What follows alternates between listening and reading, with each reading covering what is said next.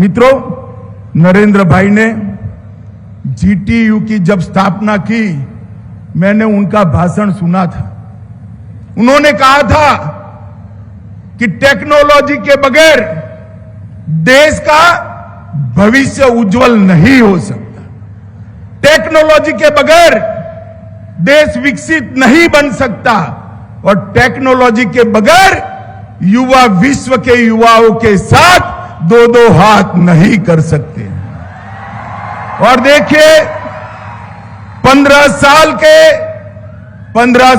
के छोटे से अंतराल के अंदर ये अपनी जीटीयू जीएसआईआरएफ के रैंकिंग में सबसे पहले नंबर पर स्थान प्राप्त कर चुकी है। उसके अतिरिक्त ARIIA के रैंकिंग में भी जीटीयू को प्रथम स्थान मिला है। मित्रों, मगर मैं एक बात कहने आया हूं, दुनिया भर की आधुनिक से आधुनिक टेक्नोलॉजी की शिक्षा आपको मिल जाएगी, मगर देश में आपकी शिक्षा का माहौल नहीं होगा, इसका उपयोग का प्लेटफॉर्म नहीं मिलेगा, तो आप पढ़कर क्या करोगे बताओ? कर सकते हो कुछ? अरे चिंता मत करो, नरेंद्र मोदी देश के प्रधानमंत्री है।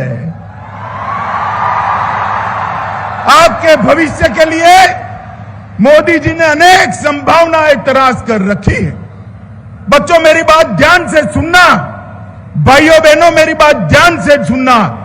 मोदी जी जब देश के प्रधानमंत्री बने, हमारा देश दुनिया की इकोनॉमी के टेबल में 11वें नंबर पर था और 11वें नंबर पर अटल जी ही छोड़कर गए थे।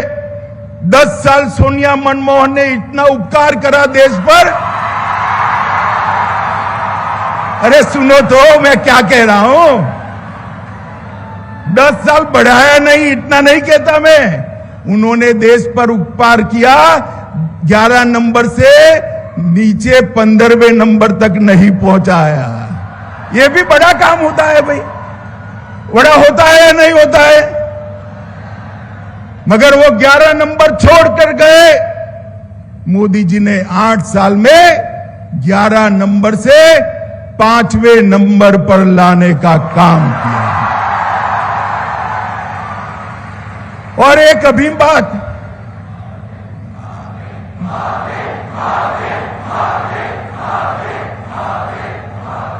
अभी एक और बात कहनी है, बाद में मोदी जी का नारा लगाओ, जोर से लगाना, लगाओगे ना भाई? ये 5वां नंबर आया, वहां पर कौन बैठा था मालूम है आपको? बताओ। अरे होना चाहिए ना, इंटरनेट वाले लोग हो आप तो। अब मैं बता देता हूं, चलो। 5वें नंबर पर इंग्लैंड था, उसको 6ठे नंबर पर डालकर भारत 5वें नंबर पर आया। आजादी के अमृत महोत्सव के वर्ष में जिन्होंने 125 साल तक हम पर शासन किया, एक शब्द बोले बगैर, अहंकार के बगैर, अपने पुरुषार्थ से, अपने परिश्रम से भारत ने इंग्लैंड को पीछे छोड़ा और भारत 5वें नंबर पर बैठा है। मित्रों, ये बहुत बड़ी बात है। और मोदी जी ने हमारे सामने लक्ष्य रखा है, हमारे सामने लक्ष्य रखा है $5 ट्रिलियन की इकोनॉमी का। अब मुझे बताओ, 11वें नंबर से 5वें नंबर पर पहुंचे, $5 ट्रिलियन की इकोनॉमी पर जाएंगे तो 3रे नंबर पर पहुंचेंगे, तो आप लोगों के लिए जगह देश में बनेगी या नहीं बनेगी? अरे जोर से बोलो, बनेगी या नहीं बनेगी? तो मोदी जी ने सिर्फ विश्वविद्यालय बनाने का काम नहीं किया, बाहर निकलने वाले मेरे युवा साथियों को लिए ढेर सारे मौके भी तराश कर रखे हैं। भविष्य आपका है मित्रों, जितनी मेहनत करोगे उतनी ऊंचाई पर पहुंचोगे। आज जीटीयू में 4 लाख छात्र, जीटीयू में 4 लाख छात्र पढ़ाई कर रहे हैं।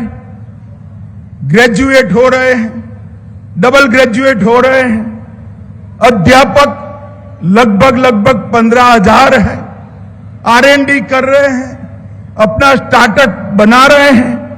ये मेरे लिए तो बहुत संतोष का विषय है कि गुजरात राज्य में 4 लाख छात्र आज टेक्निकल स्टडी कर आगे बढ़ रहे हैं। अभी मैं भूमि पूजन किया, एक युवा साथी आया, मुझे मेरा पोर्ट्रेट बना कर दिया।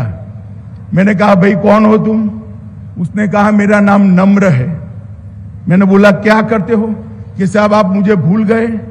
मैंने बोला भाई साथ में रिकलेक्ट नहीं होता, तुम बताओ। कि अभी फॉरेंसिक साइंस यूनिवर्सिटी में आपने मुझे डिग्री दी है, यहां ग्रेजुएट कर डबल ग्रेजुएट में फॉरेंसिक में हुआ हूं और आज ICICI बैंक में मेरा बहुत अच्छा जॉब लग चुका है और वहां मैं काम कर रहा हूं। मित्रों, जब इस प्रकार के युवाओं को मिलते हैं तब भारत को महान होने के लिए मन में किसी भी प्रकार की कोई शंका नहीं बन सकती है। मित्रों, आज जो युवा साथी मेरे सामने हैं उनको मैं कहने आया हूं कि मोदी जी जो नई शिक्षा नीति लाए हैं इसका आप जरूर स्टडी करिए, इसको डाउनलोड करिए और उसको आत्मसात करने का प्रयास करिए। नई शिक्षा नीति के 2 साल समाप्त होने पर एक भाषण था, उसमें मैंने कहा कि ये नई शिक्षा नीति एक पुस्तक नहीं है, 100-125 पेज की एक पुस्तिका नहीं है, ये पुस्तकालय है। जितना स्टडी करोगे इतना ज्यादा उससे प्राप्त करोगे। मोदी जी ने नई शिक्षा नीति के अंदर हमारी पूरी ज्ञान परंपरा और आज की आधुनिक से आधुनिक टेक्नोलॉजी के शिक्षा को जोड़कर एक मजबूत प्लेटफॉर्म देश भर के विद्यार्थियों के लिए बनाया है। मित्रों, हमारे यहां शिक्षा व्यवस्था बहुआयामी थी, मल्टी सेक्टरल थी। दुर्भाग्य से अंग्रेजों ने जो शिक्षा व्यवस्था बनाई उस पर 75 साल हम चले, मगर अब मोदी जी ने इस शिक्षा व्यवस्था को मल्टी सेक्टरल बनाया है। पहले शिक्षा का उद्देश्य केवल नौकरी पाना था। आप नई शिक्षा नीति पढ़ोगे तो शिक्षा का उद्देश्य विद्यार्थी के अंदर, बच्चे के अंदर प्राइमरी एजुकेशन से लेकर जहां तक वो अनुसंधान तक, रिसर्च तक जाए, उसकी क्षमताओं को बढ़ोतरी देने का भी शिक्षा का उद्देश्य, इसको व्यापक बनाया है। मित्रों, ये शिक्षा नीति एक डॉक्यूमेंट नहीं है, परंतु भारत के शिक्षार्थियों का और भारत के नागरिकों का आकांक्षा का आईना ये शिक्षा नीति है। इसको आप ध्यान से जरूर पढ़ना, तब जाकर आपको मालूम पड़ेगा कि मोदी जी किस फलक पर आप सबके लिए काम कर रहे हैं। उसमें भारतीय भाषाओं को, कला को, संस्कृति को प्राथमिकता दी गई और विद्यार्थियों की सर्जन शक्ति को, क्षमता को विकसित करने के लिए भी बहुत प्रायोरिटी दी गई है। मित्रों, आप सब टेक्नोलॉजी यूनिवर्सिटी के साइंस विद्यार्थी हैं। मैं आपको एक बात करना चाहता हूं, मोदी जी ने टेक्नोलॉजी के माध्यम से देश के लोगों की क्वालिटी ऑफ लाइफ को इंप्रूव करने का बीड़ा उठाया है। जब मोदी जी टेक्नोलॉजी के माध्यम से लोगों की लाइफ इंप्रूव करने का, लाइफ स्टाइल को सुधारने का प्रयास करते हैं, तो हर प्रयास में आपके लिए मौके में देखता हूं। मित्रों, आप मुझे बताइए, कभी भी हमारी पीढ़ी में तो हमें नहीं सुना था कि गांव की विधवा महिला को उसका पेंशन दिल्ली से एक क्लिक से इसके बैंक अकाउंट में सीधा ट्रांसफर हो जाएगा, बीच में कोई बिचौलिया नहीं आएगा।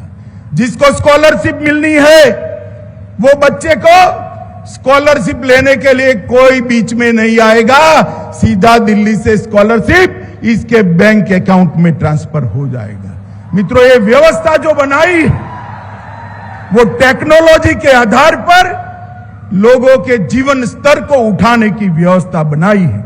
हम भारतीय लोगों को 130 करोड़ लोगों को एक बायोमेट्रिक लिंक और यूनिक आइडेंटिटी नंबर देने का आधार का कार्यक्रम जो बना है, 130 करोड़ की आबादी के लोगों के पास आज हर व्यक्ति का एक कार्ड और एक आइडेंटिटी नंबर है।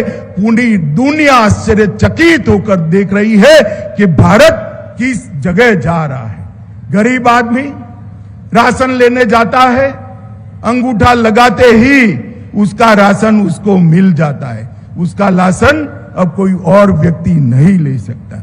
डायरेक्ट बेनिफिट ट्रांसफर जिसकी मैंने आगे बात की, गवर्नमेंट परचेज में जैम की व्यवस्था, कृषि क्षेत्र में सॉइल हेल्थ कार्ड और सारी कृषि मंडियों को ई मंडी बनाने का प्रोग्राम और international solar alliance 28 crore LED बल्बों से पूरे देश को जगमगित करना और जियो टैगिंग के माध्यम से 2